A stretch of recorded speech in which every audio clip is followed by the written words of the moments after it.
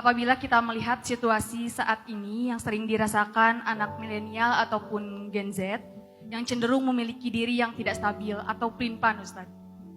Contohnya beberapa saat mungkin merasakan ingin menikah yang menggebu-gebu, mungkin sesaat takut untuk menikah, beberapa saat melakukan hal baik yang wajib menurut agama serta sunnahnya, namun terkadang juga goyah dengan imannya. Pertanyaannya, bagaimana cara menemukan makna kehidupan di era modern seperti ini, serta bagaimana Islam memandang konsep self-love and self-improvement yang banyak dibicarakan soal ini. Sama izin lagi ya Kak, bagaimana memberikan pemahaman kepada orang tua ataupun mama yang sering menanyakan bab jodoh. Mumpung ada mama saya di sini. Oh, ada ibunya di sini. Oke, ya. Keinginannya berubah-ubah dalam waktu yang singkat dan ekstrim banget. Tiba-tiba pengen ngafal Quran. Tiba-tiba pengen umroh. Besoknya pengen ke Seoul. Berubah drastis dari Mekah ke Seoul. Gimana? Pertama, teman-teman, niat itu ada dua. Ada yang namanya khawatir.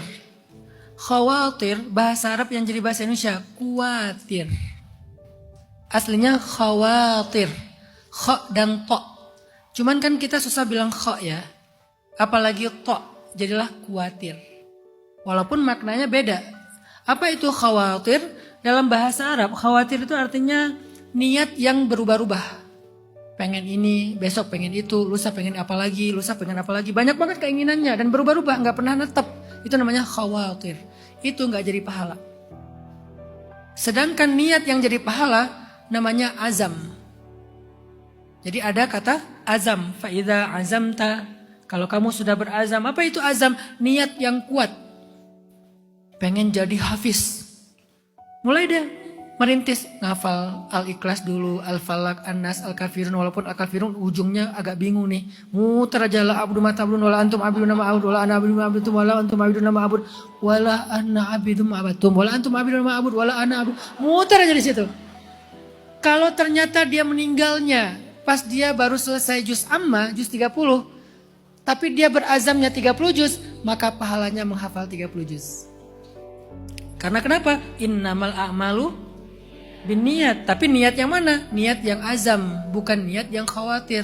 Bedanya khawatir tuh nggak dituangkan dalam bentuk ikhtiar, cuman pengen doang gitu. Kalau azam sudah ikhtiar, cuman nggak berhasil. Maka berazamlah menjadi hafiz-hafizah.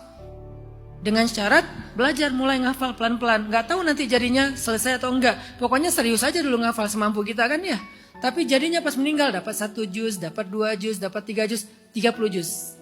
Karena kalian sudah berazam. Pengen umroh, nabung. Sebulan 100 ribu, sebulan 1 juta, sebulan sekian. Nggak dapat nih hajinya atau umrohnya, apalagi haji gitu kan. Sampai kalian meninggal nggak bisa haji, karena uang tabungannya nggak cukup, maka kalian sudah haji. Itu dahsyatnya nih niat. Makanya kata pelin-pelan ini saya pengen kita merubahnya, coba pelin-pelan khawatir dirubah menjadi azam. Bedanya apa? Azam itu sudah jadi ikhtiar, udah dilaksanakan walaupun belum sempurna, walaupun belum selesai, tapi udah dilaksanakan semampunya. Apapun kebaikan yang kalian inginkan, lakukan dulu aja. Jangan tunggu siap, ideal, jangan, lakukan dulu aja. Kalaupun gak jadi tetap dapat pahala yang utuh 1. Kalau jadi 10. Jadi kalau kalian hafal Quran 30 juz, jadi 300 juz. Kalau kalian hafal Quran 30 juz, jadinya 1 juz, 30 juz. Jadi tetap disebut hafiz. Insya Allah dapat semua kebaikan hafiz Al-Quran. Begitu juga amal-amal yang lain. Pengen qiyam, pengen tahajud. Udah disiapin segala macam. Bahkan sebelum tidur doa, ya Allah pengen tahajud, bangun-bangun duha. Udah tahajud malam itu. Selama kalian serius. Udah nyiapin ini, nyiapin itu, alarm sampai 10. Terus tidurnya lebih awal. Kemudian gak terlalu kenyang sebelum tidur. Udah sholat sunnah dulu sebelum tidur. Doa, ya Allah bangunkan tahajud. Tapi qadarullah bangunnya duha. Jam 9. Tahajud. Pengen baca Quran 1 hari 1 juz. Sibuk banget. Udah baca nih, dapat 2 lembar, 3 lembar. Tapi karena kedistract dengan berbagai macam amanah dan kesibukan, hari itu 1 juz. Itulah dahsyatnya niat azam. Jangan khawatir. Kemudian apa sih makna kehidupan dalam Islam? Bagaimana Islam memaknai self love atau self improvement, self reward dan segala macam, me time. Sebetulnya itu ada pembahasan khusus ya di sharing time tentang masalah self love. Semoga suatu saat kita bisa bahas lebih dalam.